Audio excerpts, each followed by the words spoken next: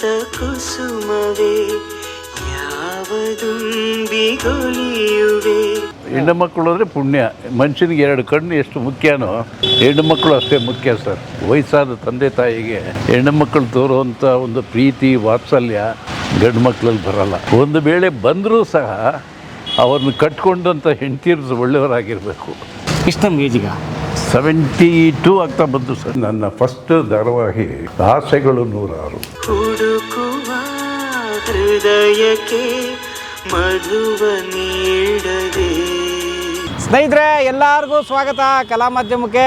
ವಿಜಯನಗರದ ಹೆಬ್ಬಾಗಿಲಿಗೆ ಸ್ವಾಗತ ಸ್ನೇಹಿತರೆ. ಹೌದು, ನನಗಿರುವಂಥದ್ದು ಬೆಂಗಳೂರಿನ HAL ಹತ್ರ ಸ್ನೇಹಿತರೆ. ನೀವಲ್ಲಿ ನೋಡ್ತಾ ಇದ್ದೀರಿ ನಮ್ಮ BEML factory BML Bharat earth movers limited ಇದೆ ಸ್ನೇಹಿತರೆ. ಇಲ್ಲಿ ನಾವು ನಮ್ಮ ಮುನ್ರಾಜ್ ಅವರು, ನಮ್ಮ ಸ್ನೇಹಿತರು, ನಮ್ಮ ಮುನ್ರಾಜ್ ಅವ್ರನ್ನ ನೀವು ನೋಡಿರ್ತೀರಿ.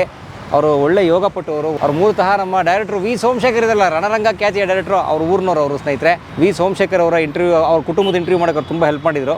ಈಗ ಸ್ನೇಹಿತರೆ ಆ ಥರದ್ದೇ ಒಂದು ಹಳೆಯ ಒಂದು ಕಲಾವಿದರ ಇಂಟರ್ವ್ಯೂನ ನಾವು ಇವತ್ತು ಮಾಡೋಕ್ಕೆ ಹೋಗ್ತಾ ಇದ್ದೀವಿ. ಯಾರು ಗೊತ್ತಾ? The one and only Rajavardhan ಅವರು ಸ್ನೇಹಿತರೆ. ಯಾರು ಪರಂ ರಾಜವರ್ಧನ್ ಅಂತ ನೀವು ತುಂಬ ಜನ ಕೇಳ್ಬೋದು. ದೂರದರ್ಶನ ನೋಡ್ತಾ ಇದ್ದಂತಹ ಅನೇಕರಿಗೆ ಗೊತ್ತಿರ್ತಾರೆ ಯಾರು ರಾಜವರ್ಧನ್ ಅಂತ. ದೂರದರ್ಶನದಲ್ಲಿ ಸ್ಟಾರ್ ಅಂತಲೇ ಹೇಳ್ಬೋದು ಸ್ನೇಹಿತರೆ. ಅನೇಕ ಧಾರಾವಾಹಿಗಳನ್ನ ಅವ್ರು ಮಾಡಿಬಿಟ್ಟಿದ್ದಾರೆ. ನಿರ್ದೇಶಕ, ನಟ, ನಿರ್ಮಾಪಕ ಎಲ್ಲವೂ ಆಗಿ ಒಂದು ಕಾಲದ 90ರ ದಶಕದಲ್ಲಿ ಟಿವಿಯನ್ನು ಆಳಿದಂತಹ ನಟ, ಕನ್ನಡಿಗ ನಮ್ಮ ರಾಜವರ್ಧನ್ ಅವ್ರು ನೋಡಕ್ಕೆ ಹೋಗ್ತಾ ಇದ್ದೀವಿ. ಕಾದಂಬಿನಿ ಕಾದಂಬಿನಿ ಓ ಪ್ರೇಮ ಸಂಜೀವಿನಿ, ತ್ಯಾಗದ ಪ್ರತಿಧ್ವನಿ. ನಾನು ಅವ್ರನ್ನ TV ಲೋಕದ ಪುಟ್ಟಣ್ಣ ಕಣಗಲ್ ಅಂತ ಇರ್ತೀನಿ. ಅದನ್ನ ಜಸ್ಟಿಫೈ ಮಾಡ್ತೀನಿ. ಯಾಕಂತ ನಾನು ಜಸ್ಟಿಫೈ ಮಾಡ್ತೀನಿ.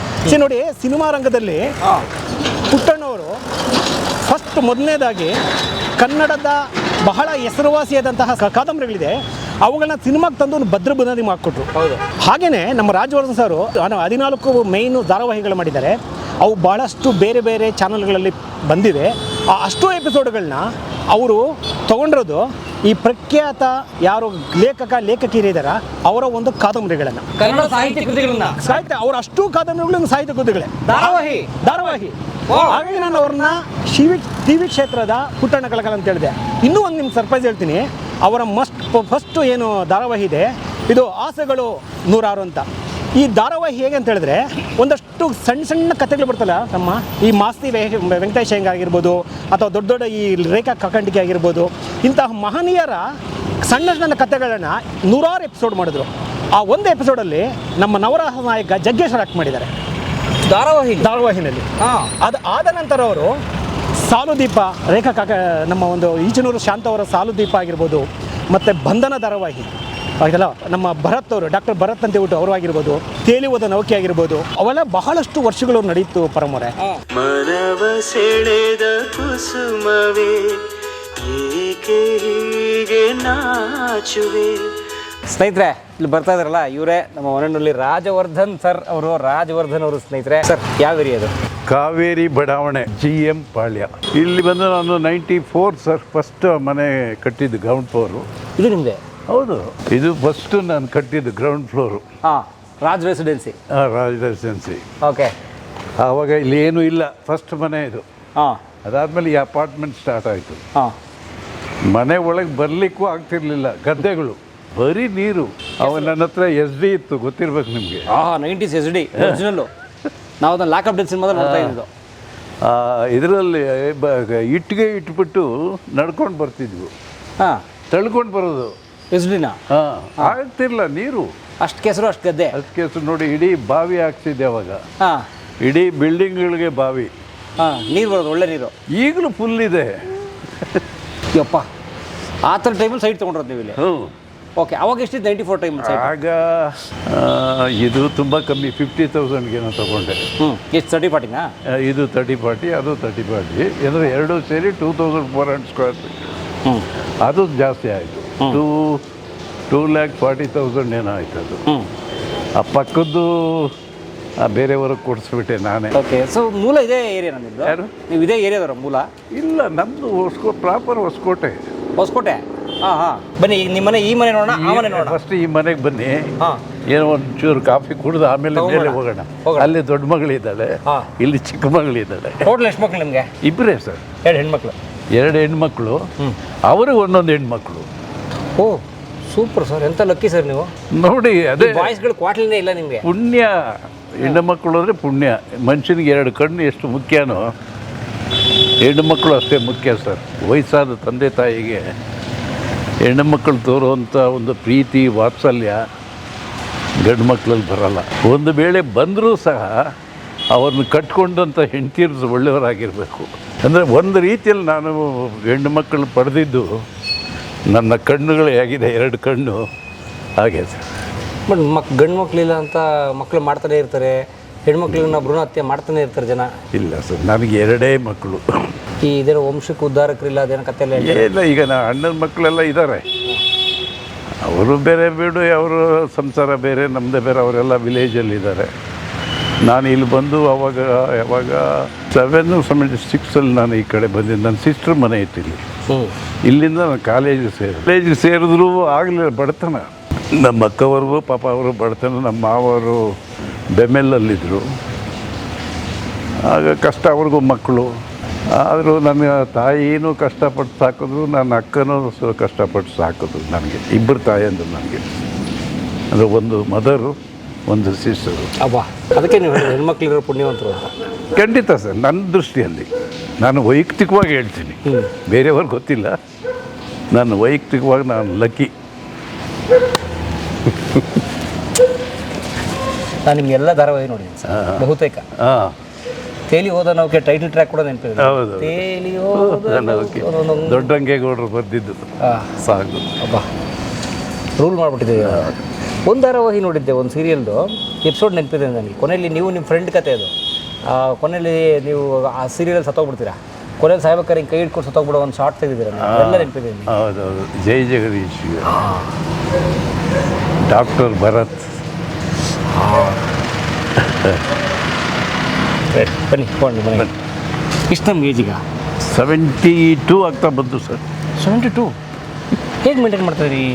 ಬರೀ ವಾಕ್ ಮಾಡ್ತೀನಿ ಸರ್. ಹಾಂ, ಬರೀ ಬೆಳಿಗ್ಗೆ ಒಂದು 5 ಕಿಲೋಮೀಟ್ರು, ಸಂಜೆ ಒಂದು 2 ಕಿಲೋಮೀಟ್ರು ಫ್ರೀ ಇದ್ದರೆ ವಾಕ್ ಮಾಡ್ತೀರಿ? ಹಾಂ, ಇಲ್ಲೇ ಇದೆ ಪಕ್ಕ ಲೇಕ್, ಅಲ್ಲಿ ಹೋಗ್ತೀನಿ. ಇಲ್ಲಾಂದರೆ ನಾನು ಜಮೀನು ಹತ್ರ ಹೊರಟೋಗ್ತೀನಿ, ನಮ್ಮ ನೇಟಿವ್ ಪ್ಲೇಸಲ್ಲಿ. ಹೊಸಕೋಟೆಗೆ ಅಲ್ಲಿ ಮಾವಿನ ಗಿಡ ಇದೆ, ಹಾಕ್ಸಿದ್ದೀನಿ. ಮಾವಿನ ತೋಟ? ಹಾಂ, ಅಲ್ಲಿ ರೌಂಡ್ ಹೊಡ್ಕೊಂಡು ಜರ್ನಿ ಮಾಡ್ಕೊಡ್ತೀನಿ, ಬರ್ತೀನಿ. Very nice. ಒಂದಿನ ನಿಮ್ಮ ಮಾವಿನ ತೋಪಕ್ಕೆ ಬರ್ತೀವಿ. ಬನ್ನಿ ಸರ್, ಬನ್ನಿ. ಓಕೆ. ಇನ್ನೂ ಚಿಕ್ಕದದು ಗಿಡ. ಓಕೆ. ಎಷ್ಟು ಎಕರೆಗೆ ಹಾಕಿದ್ರಿ ಮಾವು? ಅದು 3 ಎಕರೆ ಸರ್. ಓಕೆ, ಬನ್ನಿ ಸರ್. ಮನೆಗೆ ಎಲ್ರಿಗೂ ಸ್ವಾಗತ. ನಮ್ಮ ರಾಜವರ್ಧನ್ ಅವರು 90ರ ದಶಕದ ಸೂಪರ್ ಸ್ಟಾರ್ ಆಫ್ ಕಿರುತೆರೆ. ಬನ್ನಿ. ಇದು ನನ್ನ ಚಿಕ್ಕ ಮಗಳ ಮನೆ. ಅವರು ನನ್ನ ದೊಡ್ಡ ಹಳ್ಳಿ ನನ್ನ ಮಗಳು, ಇವರು ಚಿಕ್ಕಳಿಯ ಚಿಕ್ಕ ಮಗಳು. ಎಷ್ಟು ವರ್ಷ ಹಳೆ ಫೋಟೋ ಅದು? ಯಾವುದು? 95. 30 ವರ್ಷದ ಫೋಟೋ. ನಾನು ಇದುವರೆಗೂ ಡೈ ಹಾಕಿಲ್ಲ. ಕೂದಲು ಬಣ್ಣ ಬಳಿದೇ ಇಲ್ಲ? ಇಲ್ಲ ಸರ್, ನ್ಯಾಚುರಲ್. ಗ್ರೇಟ್. ಈ ಮನೆ ಕಟ್ಟಿ ಎಷ್ಟು ವರ್ಷ ಆಯಿತು? 2005. 20 ವರ್ಷ ಆಯಿತು. ಇದು ನನ್ನ ಶ್ರೀಮತಿಯವರು. ಶ್ರೀಮತಿ ಉಷಾ. ಯಾವಾಗ ತಿಳ್ಕೊಂಡು? 2013. 12 ವರ್ಷ ಆಗೋಯ್ತು. ಹೌದು. ಏನಾಯ್ತು ಅಮ್ಮಂಗೆ? ಕಿಡ್ನಿ ಪ್ರಾಬ್ಲಮ್ ಆಗಿ ಹಾರ್ಟ್ ಅಟ್ಯಾಕ್ ಆಗಿಬಿಟ್ಟು ನನ್ನ ತಾಯಿ, ಹಾಂ, ನನ್ನ ಅಣ್ಣ, ದೊಡ್ಡಣ್ಣ ಅಂಜಪ್ಪನವರು ಸರ್, ನನ್ನ ಚಿಕ್ಕ ಮಗಳು, ನನ್ನ ಪ್ರೀತಿಯ ಮಗಳು, ನನ್ನನ್ನು ಹೆಚ್ಚಾಗಿ ಕಾಳಜಿ ವಹಿಸಿ ಸಾಕ್ತಾ ಇರೋ ಮಗಳು.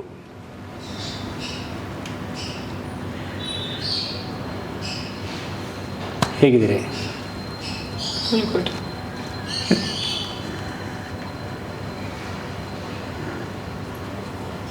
ಸಾಲು ದೀಪದಲ್ಲಿ 4 ಫ್ಯಾಮಿಲೀಸ್ ಕತೆ. ಈಚನೂರು ಶಾಂತ ಅವರ ಕಾದಂಬರಿ ಸಾಲು ದೀಪ. ಅದರಲ್ಲಿ ಸುಂದರ್ ರಾಜು ತ್ರಿವೇಣಿ, ಒಂದು ರಿಚ್ ಫ್ಯಾಮ್ಲಿ, ಅವರ ಮಗಳಾಗಿ ನನ್ನ ಮಗಳು ಪಾತ್ರ ಮಾಡಿದರು. ಓಕೆ. ಅವರು ಸರ್ವೆಂಟಾಗಿ ನಮ್ಮ ಸದಾಶಿವ ಬ್ರಹ್ಮಾವರವರು. ಅವರು ತಂದೆ ತಾಯಿ ಬಿಸ್ನೆಸ್ಸು ಅದು ಇದು, ಅಮ್ಮ ಕ್ಲಬ್ಬು ಅದು ಇದು ಅಂತ ಹೊರಟೋಗೋರು. ಈ ಮಗಳ ಮೇಲೆ ಜ್ಞಾಪಕನೇ ಇರ್ತಾ ಇಲ್ಲ ಅವರಿಗೆ. ಸರ್ವೆಂಟು ನಮ್ಮ ಸದಾಶಿವ ಬ್ರಹ್ಮಾವರು, ಅವ್ರ ಮೇಲೆ ಡಿಪೆಂಡ್ ಆಗಿದ್ಲು ಮಗು. ಆ ಥರ ಕತೆಗಳು ಸರ್. 4 ಕತೆ. ನಾನು ಲಕ್ಷ್ಮೀ ಭಟ್, ಒಂದು ಪೇರು. ಅಂಜಲಿ ಲಕ್ಷ್ಮೀ ಭಟ್ ಇಬ್ಬರು ಇದ್ದಾರೆ ಅದ್ರಲ್ಲಿ ನನಗೆ ಪೇರಾಗಿ. ಇನ್ನೊಂದು ಪೇರು ಕರಿಬಸವಯ್ಯ ಶ್ಯಾಮ್ಲ. ಈ ಥರ 3 ಕಥೆಗಳನ್ನು ಹೊಂದಿರತಕ್ಕಂಥದ್ದು ಸಾಲು ದೀಪ. ಯಾವಾಗ 95 ಅದು 96 96 ಹತ್ತತ್ರ ಅದು 30 ವರ್ಷ ಆಯಿತು. ಆಯಿತು. ದೂರದರ್ಶನಕ್ಕೆ ದೂರದರ್ಶನ DD1 ಸಂಜೆ ಬರೋದಾ? ಅಲ್ಲ, 7 o'clock ಸಂಜೆ 7 ಗಂಟೆಗೆ. ಹೌದು. ಓಕೆ. ಅವಾಗ ಇವಾಗಿನ ಥರ 24/7 ಇಲ್ಲ ಈಗ. ಇಲ್ಲ. ಸೊ ಹುಡುಕಿ ಕಾದು ನೋಡೋದು. ಹೌದೌದು, ಖಂಡಿತ ಹುಡುಗೋದು ನೋಡೋದೇ ಸರ್, ಕ್ಯೂ ಕೂತ್ಬಿಡೋರು. ಅವಾಗ ಪ್ರತಿಯೊಬ್ಬರ ಮನೆಯಲ್ಲೂ TV ಇರಲಿಲ್ಲ. ಯಾರೋ ನಿಮ್ಮಂಥವ್ರು ನಾವೇ ಬೇರೆಯವ್ರ ಮನೆಗೆ ಹೋಗ್ತಾ ಇದೀವಿ. ಅದೇ ಆಗ ನಾನು 85 ಒಂದು TV ತಗೊಂಡೆ, ವೈಟ್ ಆ್ಯಂಡ್ ಬ್ಲ್ಯಾಕು. ಓಕೆ. ತಗೊಂಡಾಗ ಎಲ್ಲ ನಾವು ನೋಡಂಗೆ ಅದು ನಮ್ಮ ಸೀರಿಯಲ್ನ. ಎಷ್ಟು ಧಾರಾವಾಹಿ ಆಯ್ತು ನಿಮ್ಮದು? ಧಾರಾವಾಹಿಗಳ ಸರ್ ಒಂದು 2,000 ಕಂತುಗಳ ಮೇಲೆ ಆಗಿದೆ ಸರ್. 2,000 ಎಪಿಸೋಡ್ಸ್ ಕಂತುಗಳು. ಅದು ಅವಾಗ ಈ ಥರ 24/7 ಚಾನಲ್ ಇಲ್ಲ. ಆಮೇಲೆ ಈ ಥರ ಪ್ರತಿದಿನ ಬರೋ ಸಂಚಿಕೆಗಳು ಅಲ್ಲ. ಆಮೇಲೆ ನನ್ನ ಫಸ್ಟ್ ಧಾರಾವಾಹಿ ಆಸೆಗಳು 106. ಆಸೆಗಳು 106 ಟೈಟ್ಲ್ ಚೆನ್ನಾಗಿದೆ. ಟೈಟ್ಲು ಅಷ್ಟೇ. ಅದು ಕನ್ನಡದ ಹೆಸರಾಂತ ಲೇಖಕರ ಕಥೆಗಳು. ಮಾಸ್ತಿಯವರ ಬೈಚೇಗೌಡ, ನಾಗೇಶ್ ಕಶ್ಯಪ್ ಆ್ಯಕ್ಟ್ ಮಾಡಿದ. ವಾವ್. ಆಮೇಲೆ ಗೋರೂರು ರಾಮಸ್ವಾಮಿ ಅಯ್ಯಂಗಾರ್ ಅವರ ಹೆಣ್ಣೆಂದರೆ ಹೀಗಿರಬೇಕು. ಅದರಲ್ಲಿ ಜೈ ಜಗದೀಶು, ಅಖಿಲ ಅಂತ ಕೇಳಿರ್ಬೇಕು ನೀವು. ಅಖಿಲ ನಟಿ. ಹಾಂ, ನಟಿ. ಮಿಥಿಲೆ ಸೀತೆಯರು ಇವೆಲ್ಲ ಮಾಡಿ ಕಣ್ಣು ಸ್ವಲ್ಪ ದಪ್ಪ ಆಯ್ತಲ್ಲ. ಹಾಂ, ಆಕೆ. ಓಕೆ. ಅದಾದಮೇಲೆ ಮಾರ್ಗದರ್ಶಿ, ಅನುಪಮ್ ನಿರಂಜನ್ ಅವ್ರ ಕತೆ ಮಾರ್ಗದರ್ಶಿ. ಜೈ ಜಗದೀಶು, ಅಪರ್ಣ, ಸುಧಾ ನರಸಿಂಹರಾಜು. ಆಮೇಲೆ ನವರತ್ನ ರಾಮ್ದು ಗೊತ್ತಲ್ಲ, ಅಮ್ಮ ಅವ್ರ ಕಾರು. ಅಮ್ಮ ಅವ್ರ ಕಾರಲ್ಲಿ ಅಖಿಲ ನಮ್ಮ ಜನಾರ್ದನ್, ಬ್ಯಾಂಕ್ ಜನಾರ್ದನ್ನು, ನಾಗೇಶ್ ಕಶ್ಯಪ್. ಅದಾದಮೇಲೆ ಇದು ಉಷಾ ನವರತ್ನ ರಾಮು, ಆಸೆಗಳು 106. ಆ ಟೈಟ್ಲೆ ಮುಂದೆ. ಅದಾದಮೇಲೆ ಶಾರದೆಯವರು ಕೇಳಿರ್ಬೇಕು ನೀವು, ನಾಟಕ ಅಂತ ಒಂದು ಎಪಿಸೋಡ್ ನಾನು ಅಪರ್ಣ ಆ್ಯಕ್ಟ್ ಮಾಡಿದೆವು. ಅದಾದಮೇಲೆ ಈಚನೂರು ಶಾಂತ ಅವ್ರದ್ದೊಂದು ಏನೋ ನಡುವಿನಲ್ಲೊಂದು ಬಿರುಕು ಅಂತ ಅಶೋಕ್ನ ಇಂಟ್ರೊಡ್ಯೂಸ್ ಮಾಡಿದೆ, ನಮ್ಮ ಆ್ಯಕ್ಟರ್. ಫಸ್ಟು ಜೈ ಜಗದೀಶ್ಗೆ ನಾನು ಇದರಲ್ಲಿ ಮಾರ್ಗದರ್ಶಿಯಲ್ಲಿ ಇಂಟ್ರೊಡ್ಯೂಸ್ ಮಾಡಿದ್ದು, ಟಿವಿಗೆ ಹಿರಿತೆರೆಯಿಂದ ಕಿರುತೆರೆಗೆ. ಆಮೇಲೆ ನಿರೀಕ್ಷೆ ಸಂಜೆಗಳು ಅಂತ ರೇಖಾ ಕಾಕಂಡಿಕೆಯವ್ರ ಕತೆ. ಶ್ರೀನಾಥ್ ಅವರು ಮತ್ತು ಪದ್ಮಾ ಕುಮಟ ಅವರು ಆ್ಯಕ್ಟ್ ಮಾಡಿದ್ರು. ಸೊ ಅವರೆಲ್ಲ ಸಿನಿಮಾದಲ್ಲಿ ದೊಡ್ಡ ಹೆಸರು. ಕರ್ಕೊಂಡ್ಬಂದೆ ಸರ್. ಆಮೇಲೆ ನಮ್ಮ ಜಗ್ಗೇಶ್ ನವರಸ ನಾಯಕ ನಾಯಕನ್ನ ಆ್ಯಕ್ಟ್ ಮಾಡಿಸಿದೆ. ಅವಾಗ ಒಂದು ಎಪಿಸೋಡ್ ಮಾಡಿದ್ರು ಅವರು. ನನ್ನ ಆಸೆಗಳು 106 ಕತೆ ಕೇಳ್ಬಿಟ್ಟು ಮಾಡೋರು ಸರ್. ಅವಾಗ ಆ ಕಥೆಯನ್ನು ಕೇಳ್ಬಿಟ್ಟೆ ಮಾಡ್ಬೋದು, ನಾನು ಮಾಡ್ತೀನಿ ಅನ್ನೋರು. ಆ ಥರ ಭಾಳ ಜನ ಇದ್ದಾರೆ ಸರ್, ಸಿಕ್ಕಾಪಟ್ಟೆ ಜನ ಇದ್ದಾರೆ. ಆಸೆಗಳು 106 ಅನ್ನೋ ಸೀರಿಯಲ್ ಪ್ರಾಜೆಕ್ಟಲ್ಲಿ ಇಷ್ಟು ಜನರ ಕಥೆಗಳು ಕೊಲಾಜ್. ಅದು ಹೌದು, ಕೊಲಾಜು. ಎಲ್ಲ ಡಿಫ್ರೆಂಟ್ ಸ್ಟೋರಿ, 2 ಕತೆ 3 ಕತೆ ಈ ಥರ ಸೇರಿಸೋದು ಸ್ಟೋರ್ಸ್ಬಿಟ್ಟು ಆಸೆಗಳು 106 ಟೈಟ್ಲ್ ಕೇಳಿರ್ಬೇಕು ನೀವು. ವಿಜಯ ನರಸಿಂಹ ಅವರು ಬರೆದಿದ್ದು ಟೈಟ್ಲ್ ಸಾಂಗ್. ಆಸೆಗಳು 106 ಜೀವನಕ್ಕೆ ಅಡುವೆ ಉಸಿರು, ಈ ಥರ ಭಾಳ ಒಳ್ಳೆ ಸಾಂಗು. ಅದು ನಿಮ್ಮ ಫಸ್ಟ್ ಪ್ರಾಜೆಕ್ಟು. ವಾವ್. ಅದರಲ್ಲೇ ಶ್ರೀಧರ್ ಅವ್ರನ್ನ ಆ್ಯಕ್ಟ್ ಮಾಡಿಸ್ದೆ ಒಂದು ಎಪಿಸೋಡು. ಅಂಜಲಿನ ನಾನೇ ಪರಿಚಯ ಮಾಡಿದ್ದು, ಇದು ಹಿರಿತೆರೆಯಿಂದ ಕಿರುತೆರೆಗೆ. CR ಸಿಂಹ, ಗಿರಿಜಾ ಲೋಕೇಶ್ ಅವರು, ಆಮೇಲೆ ಹೇಮಾ ಪಂಚಮುಖಿ ಮತ್ತು ಶ್ರೀಕಾಂತ್ ಅಬ್ಳಿಕರ್ನ ಪರಿಚಯ ಮಾಡಿದ್ದೆ ನಾನು. ಕಿರುತೆರೆಗೆಲ್ಲ ಫಸ್ಟು ವೆರಿ ಫಸ್ಟ್. ಈ ಧನುಜಾಗೂ ನಾನೇ ಫಸ್ಟು ಸರ್ ಮಾಡಿದ್ದು. ಧನುಜ ಮೇಡಮ್? ಹಾಂ, ಬಂಧನದಲ್ಲಿ ಫಸ್ಟ್ ಅವಳಿಗೆ ನಾನೇ ಇಂಟ್ರೊಡ್ಯೂಸ್ ಮಾಡಿದ್ದೆ ನಾನು. ಇನ್ನೊಂದು ನಿಮಗೆ ಇನ್ಸಿಡೆಂಟ್ ಗೊತ್ತಿಲ್ಲ. ರಾಜಾಜಿನಗರ ESI ಆಸ್ಪತ್ರೆ ಹತ್ರ ಎಳ್ನೀರು ಮಾರ್ತಾಯಿದ್ಲು ಗಂಗಮ್ಮ ಅಂತ ಒಬ್ಬ ಹುಡುಗಿ. ನಮ್ಮ CK ಚಂದ್ರು ಗೀತಾದ ಮನೆ ಅಲ್ಲಿತ್ತು ಅವಾಗ. ESI ಆಪೋಸಿಟೆ. ಅಲ್ಲಿ ಹೋಗ್ತಿದ್ದೆ ನಾನು. ದೇವಿದರ್ಶಿನಿ ಹೋಟ್ಲಿತ್ತಲ್ಲ. ಅಲ್ಲಿ ನಾನು ಅವಾಗ ನಂದು ಸೀರಿಯಸ್ ತುಂಬ ಬರೋದಲ್ಲ. ಹುಡುಗಿ ನೋಡಿದ್ಲು, ಸರ್ ನೀವು ರಾಜವರ್ಧನ್ ಅಲ್ವಾ ಅಂದ್ಲು. ಹೌದಮ್ಮ, ತುಂಬ ಬಡ್ತಾರೆ, ಎಳ್ನೀರು ಮಾಡ್ತಾ ಇದ್ದಾರೆ ಅಂತ ಲೆಕ್ಕ ಹಾಕೊಳ್ಳಿ. ಗಂಗಮ್ಮ ಅಂತ ಎಮ್ಮೆ ಹೆಸರು. ಸರ್ ನನಗೂ ಆಸೆ ಸರ್ ಆ್ಯಕ್ಟ್ ಮಾಡೋಕ್ಕೆ ಅಂದರು. ನೋಡಿದೆ, ಸುಂದರವಾಗಿದ್ಲು, ಒಂಥರ ಎಡಿಗೆಂಪಾಗಿ. ಆಯ್ತಮ್ಮ, ನಾಳೆ ನಾಡದಲ್ಲಿ ಬರ್ತೀನಿರು ಅಂತ ಹೇಳಿಬಿಟ್ಟು ಬಂದು, ಆಮೇಲೆ ಅವಳಿಗೆ ಬ್ಯೂಟಿ ಪಾರ್ಲರ್ ಕಳಿಸಿ ಎಲ್ಲ ಸ್ವಲ್ಪ ತಲೆ ಗಿಲೆ ಎಲ್ಲ ಕ್ಲೀನ್ ಮಾಡಿಸಿ ಏನು ಸರ್. ಆಮೇಲೆ ವಾತ್ಸಲ್ಯ ಅಂತ ಒಂದು ಸೀರಿಯಲ್ ಮಾಡಿದೆ. ಅವಳಿಗೆ ಆವಾಗ ವತ್ಸಲ ಅಂತ ಹೆಸರಿಟ್ಟೆ. ಗಂಗಮ್ಮ ಬಿಕೇಮ್ ವತ್ಸಲ. ವಾತ್ಸಲ್ಯ ಸೀರಿಯಲ್. ಹಾಂ, ಅದಾದಮೇಲೆ ಅವಳು ಹೀರೋಯಿನ್ ಆದ್ಲಲ್ಲ ಸರ್. ಎಲ್ಲಿ? ಅಯ್ಯೋ, ಹೂವೊಂದು ಬೇಕು ಬಳ್ಳಿಗೆ ಪಡಿ ರಾಮಚಂದ್ರ, ಅದು ಫಿಲ್ಮು. ಹಾಂ, ಹೀರೋಯಿನ್ ಅಲ್ಲ, ಆ ಫಿಲ್ಮ್ ಹೀರೋಯಿನ್ನು ಕಾಶಿನಾಥ್ ಜೊತೆಲಿ ಒಂದು ಮಾಡಲ್ವಲ್ಲ ಯಾವುದೋ ಒಂದು. ಅತಿ ಮಧುರ. ಹಾಂ, ಪರೀಕ್ಷೆಲಿ ಆಪರ್ಚುನಿಟಿನಾ?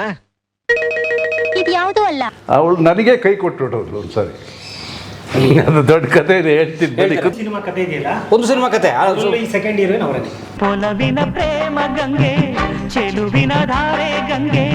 ಬನ್ನಿ ಸರ್ ಅವರ ದೊಡ್ಡ ಮಗಳ ಮನೆಗೆ ಹೋಗೋಣ, ಅಂದರೆ ಸರ್ ಮನೆಗೆ ಹೋಗೋಣ. ಮತ್ತೆ ರಾಜವರ್ಧನ್, ನಿಮ್ಮ ತಂದೆ ತಾಯಿ ಹೆಸರು ನೀವೇ ಇಟ್ಕೊಂಬಿಟ್ರಾ?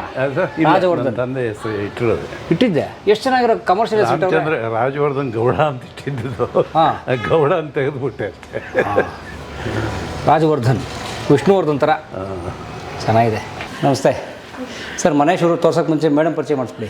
ಸರ್, ಇವರು ನನ್ನ ದೊಡ್ಡ ಮಗಳು. ನಮಸ್ತೆಮ್ಮ. ಶೀತಲ್ ರಾಜ್ ಅಂತ. ಹಾಂ, ಇವಳಿಗೊಬ್ಬ ಮಗಳು. ಹಾಂ, ಕೆಳಗಡೆ ಇದು ನಮ್ಮ ಸ್ವಂತಕ್ಕೋಸ್ಕರ ಮಾಡ್ಕೊಂಡಿದ್ದು. ತುಂಬ ಚೆನ್ನಾಗಿ ಬೇರೆ ಥರ ಕಟ್ಟಿದ್ದೀರಾ ಸರ್, ಡಿಫ್ರೆಂಟಾಗಿ. ಹೌದು, ಡಿಫ್ರೆಂಟ್ ಆಗಿದೆ. ಓಕೆ. ಅವಳಿಗೆ ಹಟ್ಟ ಬೇಕು ಅಂದಿದ್ದಕ್ಕೆ ಹಟ್ಟ ಮಾಡಿ, ಹಟ್ಟ ತರ ಊರಲ್ಲೆಲ್ಲ ಇರುತ್ತಲ್ಲ, ಬೊಕ್ಕೊಂಡು ಹೋಗೋದು ಬರೋದು, ಆ ತರ ಅವಳಿಗೆ ಬೇಕು ಅಂದಿದ್ದಕ್ಕೆ ಆ ತರ ಕಟ್ಟಿದ್ದು. ಸೊ ಮರದ ಅಟ್ಟ ಹತ್ಬೋದು, ಹೋಗ್ಬೋದಾ? ಅಟ್ಟದ ಕಾನ್ಸೆಪ್ಟು ಅದನ್ನ ಎಷ್ಟು ಕ್ರಿಯೇಟಿವ್ ಆಗಿ ಮಾಡಿದ್ದಾರೆ. ಅದನ್ನ ಬೊಗ್ಬೇಕು, ಬೆಂಡಾಗ್ಬೇಕು, ಬೆಂಡಾಗ್ ಬಂದ್ರೆ ಬನ್ನಿ ತೆವಳ್ಕೊಂಡೇ ಹೋಗ್ಬಿಡ್ತೀನಿ ಇವತ್ತು. ಅಂಬೆಗಾಲ ಇಟ್ಕೊಂಡು ಬಂದ್ಬಿಡ್ತೀನಿ ಅಟ್ಲಾಗಿ. ಬನ್ನಿ. ಒಬ್ಳೆ ಮಗಳು ನಂಗೂನು. ಓಕೆ. ಒಬ್ಳೆ ಮಗಳು ನಂಗೂನು. ಓಕೆ. ಅವಳು ಇಲ್ಲಿ, ಅವಳು ಇಲ್ಲೇ ಕುತ್ಕೊಳ್ಳೋದು, ಓದೋದು ಎಲ್ಲ ಚೆನ್ನಾಗಿದೆ. ನೋವನ್ನು ನುಂಗಿಕೊಂಡು ನಗೆವೀರೋ ಸುಹಾಸಿನಿ. ಕಲಾ ಮಾಧ್ಯಮದ ಎಲ್ಲ ಎಪಿಸೋಡುಗಳು ನಿಮಗೆ ಸಿಗಬೇಕು ಅಂತಂದ್ರೆ ಕಲಾ ಮಾಧ್ಯಮ ಯೂಟ್ಯೂಬ್ ಚಾನೆಲ್ನ ಸಬ್ಸ್ಕ್ರೈಬ್ ಮಾಡಿ, ಬೆಲ್ ಐಕಾನ್ನ ಕ್ಲಿಕ್ ಮಾಡಿ, ತಪ್ಪದೇ ಮಾಡಿ. ವಿಡಿಯೋ ನೋಡಿದ್ದಕ್ಕೆ ನಿಮಗೆ ತುಂಬ ಧನ್ಯವಾದಗಳು. ಪುಸ್ತಕಗಳನ್ನು ಓದು ಮನಸ್ಸನ್ನು ಅರಳಿಸುತ್ತೆ, ಬುದ್ಧಿಯನ್ನು ಚುರುಕು ಮಾಡುತ್ತೆ, ಕಾಣದ ಹೊಸ ಲೋಕವನ್ನು ಪರಿಚಯಿಸುತ್ತೆ. ಹಾಗಾಗಿ ಓದುವ ಸಂಸ್ಕೃತಿ ಹೆಚ್ಚಾಗ್ಲಿ. ಧನ್ಯವಾದ.